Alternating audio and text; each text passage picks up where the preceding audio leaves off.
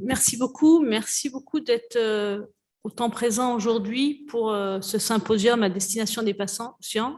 Merci beaucoup au professeur Launay de nous avoir merveilleusement accueillis dans cet amphithéâtre et dans ce petit séjour lillois. C'est toujours agréable de venir rencontrer les gens en personne. Et nous sommes très contents d'être là aujourd'hui, en tout cas proche de vous, pour essayer aussi de répondre à votre question. Donc, je vais vous parler de l'activité physique adaptée. D'abord, ce que je voudrais dire, c'est que la sédentarité, c'est la nouvelle grande tueuse de la première partie du XXe siècle. À l'âge de ce que fut finalement la découverte néfaste du tabagisme à la fin du XXe siècle, l'Organisation mondiale de la santé et tous les pays du monde exhortent les pouvoirs publics à prendre les mesures contre cette sédentarité responsable de l'explosion de nombreuses maladies, l'obésité, le diabète, des maladies cardio-respiratoires, des maladies respiratoires, des troubles psychiatriques, des cancers. On voit que finalement, globalement, on reste à peu près 7h30 par jour dans une position sédentaire. Entre ce qu'on va faire dans notre activité professionnelle, beaucoup de travail assis, la télévision, la voiture, les jeux vidéo, etc. La lutte contre la sédentarité est non seulement une nécessité de santé publique pour la prévention des maladies, mais également le traitement non médicamenteux essentiel de ces malades. Tout à l'heure, ma collègue vous a parlé, c'est biologie, c'est un traitement, il faut le considérer comme un traitement et c'est non médicamenteux, donc on voit que ça peut être adapté aussi à tout le monde et il n'y a pas besoin finalement d'aller en pharmacie pour avoir une ordonnance pour faire de l'activité physique. Sédentarité et inflammation chronique, on voit qu'un mode de vie sédentaire peut entraîner une inflammation chronique et, on va dire, une leucocytose, c'est-à-dire une production anormale du nombre de globules blancs qui peuvent favoriser l'artérosclérose. Cependant, on ne sait toujours pas si une activité physique régulière influence cette production trop nombreuse de globules blancs, c'est-à-dire de leucocytes. On a quelques études, dont des études assez récentes, là une étude par exemple de 2019, qui vous montre qu'on pourrait voir que l'activité physique pourrait modifier certaines cellules souches finalement qui réduiraient la production de ces globules et notamment de ces leucocytes inflammatoires. Donc, on voit que certaines études commencent à dire qu'il y a une relation entre des activités physiques et une diminution de l'inflammation chronique.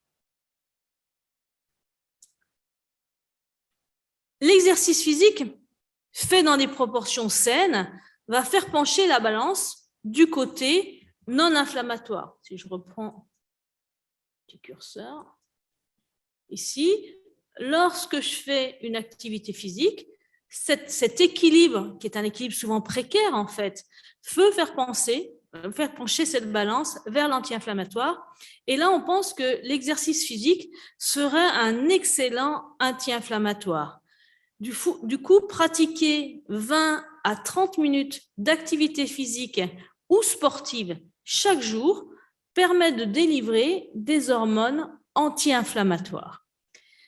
L'exercice physique, si on peut expliquer un petit peu ça, pour ne pas dire finalement ça peut avoir un bienfait, mais quel bienfait?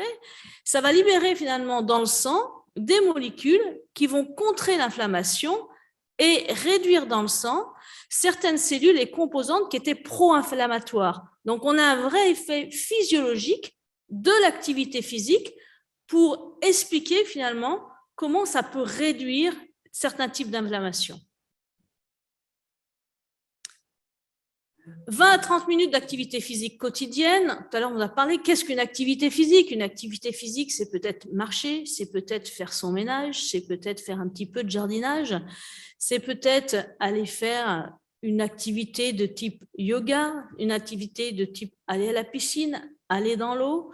C'est faire des activités, on verra quelle intensité tout à l'heure, on verra même des exemples d'exercices que je vous donnerai en fin de présentation. Je prendrai une chaise même pour le faire, je vous donnerai 10 exercices pour montrer des exercices qu'on pourrait faire, un petit peu le menu type. Hein. Et on va voir que cette activité physique, au quotidien, elle permet de diminuer de 5% la production de cellules immunitaires qui stimulent la production de TNF-alpha. Et ça, on va voir que lorsque on va faire de la marche rapide, on va pouvoir donc augmenter des cellules anti-inflammatoires et diminuer des composantes pro-inflammatoires. Donc, on voit que l'activité physique, elle a des relations avec la physiologie, elle active le système nerveux parasympathique, donc ça va permettre également de calmer. C'est pour ça, quand on expliquait tout à l'heure qu'il y avait un effet anxiolytique, elle déclenche également un système calmant.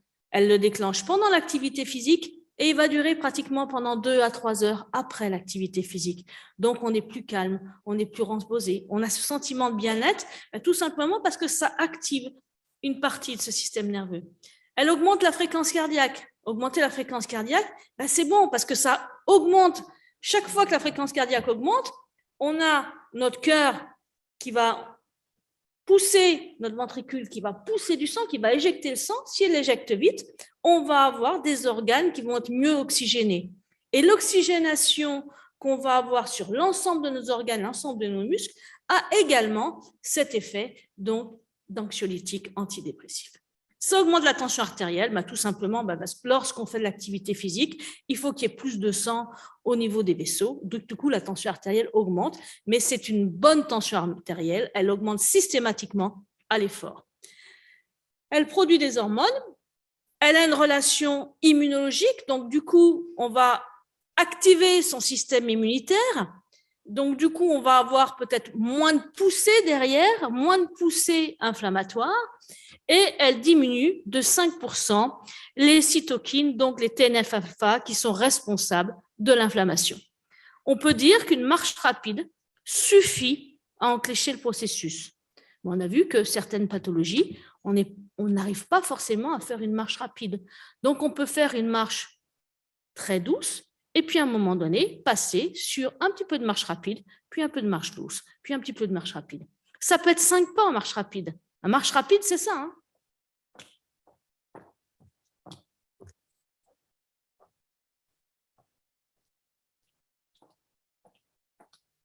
Donc, c'est à la portée de beaucoup de personnes. L'activité physique, on pourrait dire, plus c'est long, mieux c'est. On voit que 30 minutes d'activité physique, ça multiplie par 5 nos actions anti-inflammatoires. Donc, j'ai mis des petits mots un petit peu barbares pour expliquer quelles sont finalement les molécules qui vont être anti-inflammatoires. Si je marche entre 30 minutes et 3 heures, on voit que ça augmente un petit peu plus. Et si je fais un marathon, on ne vous demandera de pas faire un marathon, c'est pour simplement vous donner une dose, on multiplie par 100 l'action anti-inflammatoire. C'est pour vous donner que plus c'est long, mieux c'est. Alors, on n'est pas obligé d'aller directement en marathon, c'est bien évident, mais la progression dont on vous a parlé tout à l'heure, c'est vraiment quelque chose de réel. 20 minutes, c'est bien. Même 5 minutes, c'est bien. Mais 5 minutes, on peut le faire 3 fois dans la journée, si on est fatigué, ou 4 fois dans la journée. On cumule les choses. Et puis, de temps en temps, si on est en famille, on peut essayer de faire une petite marche de 20 à 30 minutes avec du changement de rythme. L'activité physique également, plus c'est régulier, mieux c'est. Elle augmente le niveau d'interleukine 15 dans les cellules musculaires et ces interleukines 15 permettent de diminuer l'accumulation de graisse abdominale qui elle-même favorise l'inflammation. Quand on réduit la graisse abdominale, l'exercice physique lutte donc contre l'inflammation en réduisant la graisse abdominale. Pourquoi ? Parce que quand on fait l'exercice physique, surtout quand il est long, les premières choses qu'on va utiliser, c'est d'abord les sucres, mais dans un temps court, et ensuite c'est les graisses. Donc plus vous allez longtemps dans l'activité physique, plus vous allez utiliser vos graisses. Et si vous réduisez votre graisse abdominale, globalement, vous allez avoir moins d'inflammation. Et attention, il n'y a pas de petits progrès. C'est pas en se disant, bah, de toute façon, pour moi, c'est perdu, je suis en obésité, etc. Non, très vite, on voit les effets. On voit des effets sur des périodes, ce qu'on va dire, aiguës d'activité physique. Sur un temps, une semaine, 10 jours, déjà, on a un effet. On n'aura peut-être pas un effet sur votre poids, il n'y aura pas d'effet parce que votre masse grasse, elle sera changée en masse maigre. Rappelez-vous toujours que la masse musculaire est plus lourde que la masse graisseuse. Donc, on va se dire, ah ben, je fais de l'activité physique, mais c'est pas possible, j'ai pris 2 kilos. Mais bien sûr, si ma masse graisse s'est transformée en muscle, c'est normal que j'ai pris du poids. Par contre, mon métabolisme, c'est plus le même. Et je pense que le professeur Chernikov nous parlera aussi également de ce métabolisme, notamment dans l'alimentation. Également, les enfants. Je parle un peu des enfants, peut-être que je n'ai pas beaucoup d'enfants ici dans les patients, mais les enfants peuvent être atteints également de maladies inflammatoires. Et ce qui va être important, c'est de jouer à l'extérieur, jouer dehors. Et d'avoir une activité physique à ce moment-là un petit peu plus vigoureuse. Là, je vous présente une étude finlandaise qui a été faite très récemment, en 2021, qui a étudié l'association entre l'activité physique, la sédentarité, la qualité de l'alimentation, le taux de graisse corporelle et l'inflammation à bas bruit chez 390 enfants âgés de 6 à 8 ans. Et ils se sont aperçus qu'en prévention, que les enfants les plus actifs présentaient un profil inflammatoire de meilleure qualité que les enfants moins actifs. Donc, on va voir que dès l'enfance, quelque part, aller à l'extérieur, aller jouer dehors, c'est quelque chose d'important. Inciter les enfants à aller dehors, à courir, à se dépenser, limiter le temps passé dans les écrans, leur donner de bonnes habitudes le plus tôt possible est aussi important dès l'enfance, puisque dès l'enfance, il y a un risque de diabète, maladies cardiovasculaires qui sont associées à l'inflammation chronique.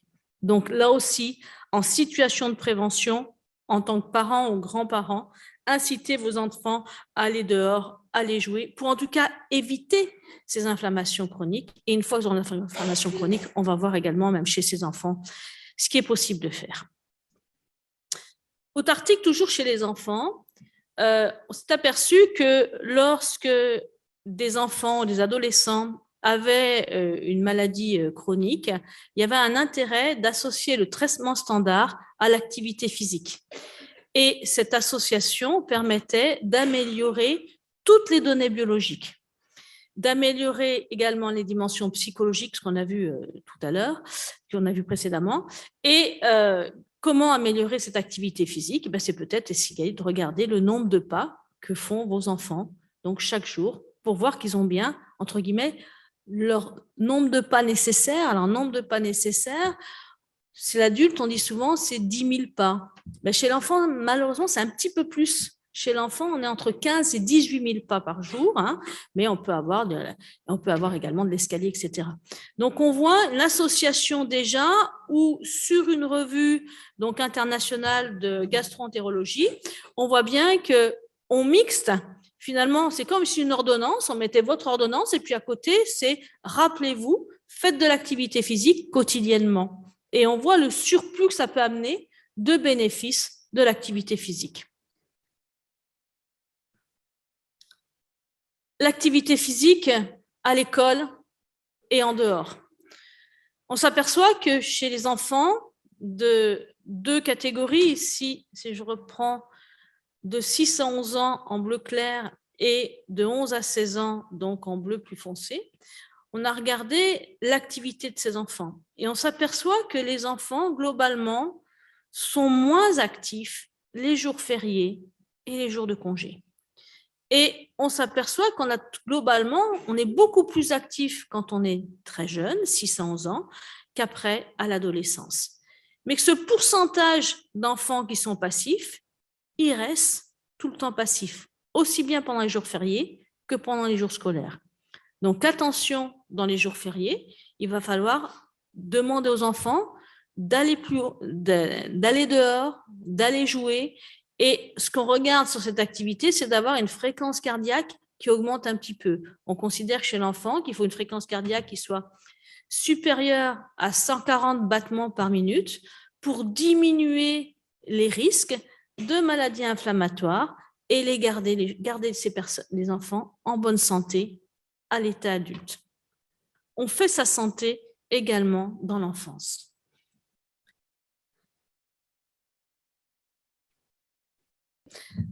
L'important, c'est d'inciter l'enfant à bouger par le nombre de pas, par l'intensité, en lui faisant faire des exercices intermittents, c'est-à-dire je fais, puis je m'arrête, je fais, je m'arrête. Mais c'est l'exercice qui est préférentiel chez les enfants. Si vous les regardez dans une cour de récréation, je cours, je m'arrête, je cours, je m'arrête.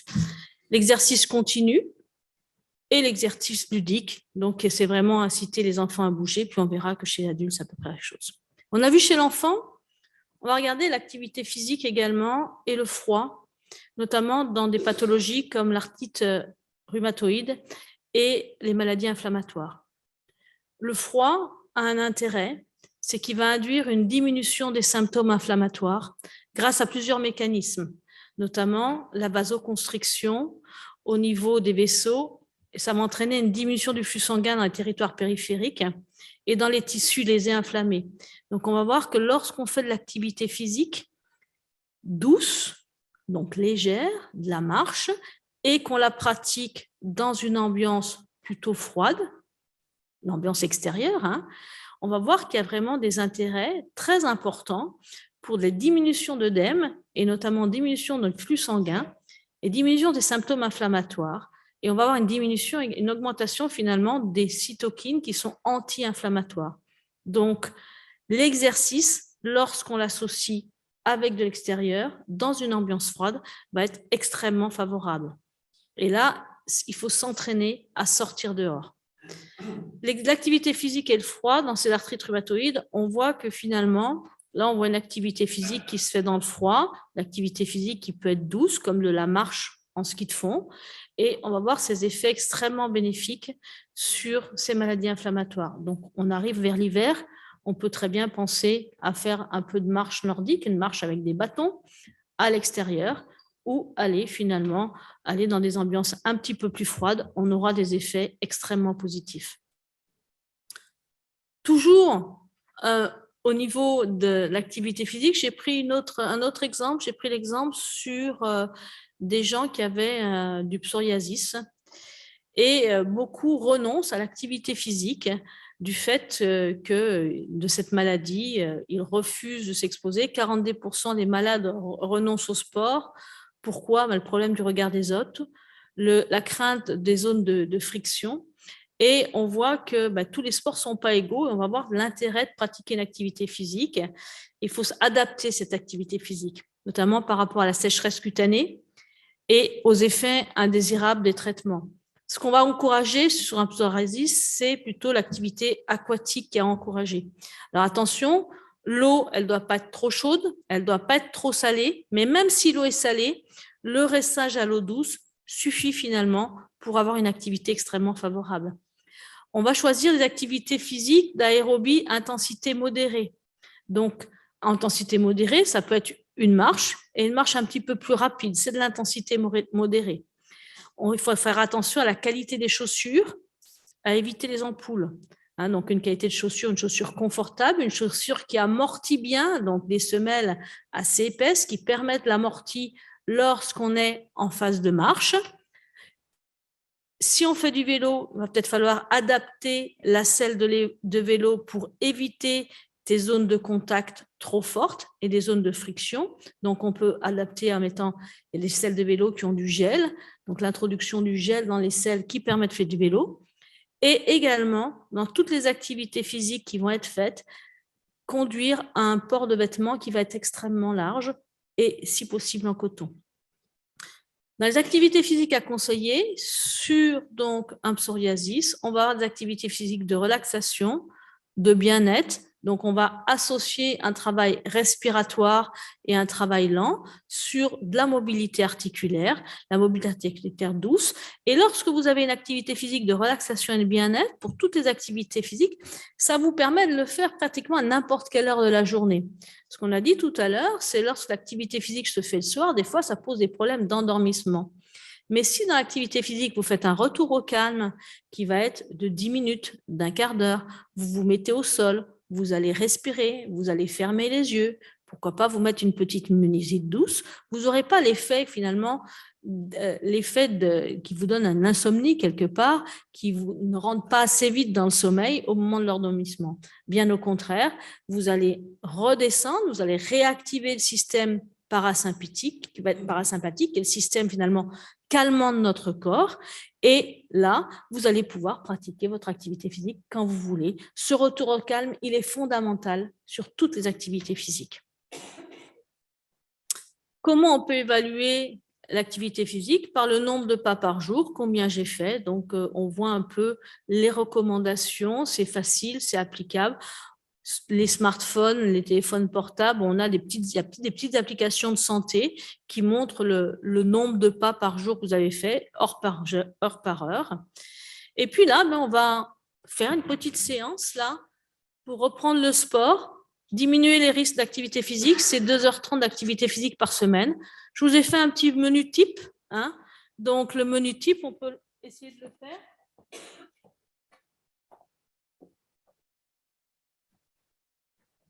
Pour cela, je vais prendre une chaise. Je vais mettre, je ne sais pas, pour la caméra, je ne sais pas si on m'entend. Un micro.